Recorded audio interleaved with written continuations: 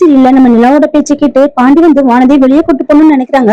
ஆமாங்க, நம்ம வானதிக்கும் பாண்டிக்கும் எப்ப பார்த்து சண்டை வந்துட்டே இருக்கிற காரணத்தால நம்ம நிலா என்ன சொல்றாங்க அப்படின்னா, வானதியை எங்கேயாச்சும் வெளியே கூட்டு போயிட்டு வாங்க பாண்டி, கடையிலேயே கோந்திருக்காதுங்க, வானதி எங்கேயாச்சும் வெளியே கூட்டு போய் மனசு விட்டு பேசுங்க அப்படிங்கிற மாதிரி சொல்ற காரணத்தால நம்ம பாண்டி வந்து வானதியை வெளியே எங்கேயாச்சும் கூட்டு போகலாம்னு நினைக்கிறாங்க.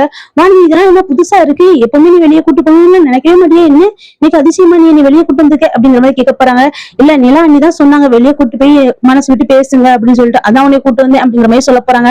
இது கேட்ட வானதி, ஓஹோ, நிலா அண்ணி சொன்னாதான் நீ எதுனாலும் கேட்பீங்கல்ல, உங்க வீட்டுல யாருன்னாலும் சரிதான் நிலாவோட பேச்சுதான் கேக்குறீங்க, என்னதானோ அவங்க அண்ணியா வேற என்னமோ தெரியல உங்களுக்குலாம் அப்படின்ட்டு ஒரு மாதிரி பேசுற காரணத்தால பாண்டிக்கு பயங்கரமா கோவம் வருது. இவங்க என்ன தப்பா பேசுற மாதிரி பேசுறாளே அப்படின்னு சொல்லிட்டு அந்த டைம் எதுவுமே சொல்லாம வானதி வீட்டுல கொண்டு விடுறாங்க. வீட்டுல விடும்போதுல பயங்கரமா வானதி கணத்துல பயங்கரமா நம்ம பாண்டி வந்து அடிக்கப்படுறாங்க. அந்த சமயம் வானதியோட அம்மாவும் அப்பாவும் பாக்குறாங்க. ஓஹோ, இது ரெண்டுத்துக்கும் சண்டை வந்துட்டு இனி வானதிக்கு வேற பையனை பார்த்து நம்ம கல்யாணம் பண்ணி வச்சிடலாம் அப்படின்னு சொல்லிட்டு நினைச்சிட்டு இருக்காங்க.